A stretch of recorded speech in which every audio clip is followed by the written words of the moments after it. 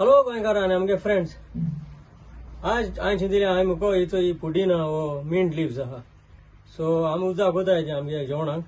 सो हांवें दिलें आहा मुटरी आज आमी मिंट टी करुया. सो मिंट टी कोता तुका ही पुदीना तुका आसोंक जाय. सो तूं कितें करी तेजी पानां आहाय ती काड वयरसोन काड.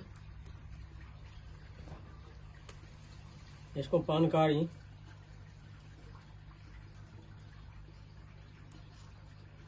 आनी आमी मागीर बरी धुया तेका कित्याक ते इन्सेक्ट एशको ते कोबे वो गोरोम आहा तेका थंय. हे आमी आतां काड हांव एशको काडटा. एशको आतां बरी थोडो उदकान घाल धुय ती कित्याक कचरो बरो सगळो येतो तेगेलो आहा तो.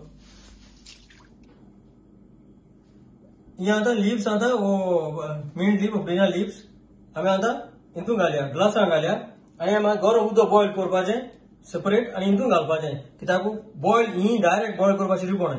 आतां हें बॉयलिंग उदक हांव आतां तेजे वयल्यान घालता आनी आमी आतां 5 मिनट दवरया.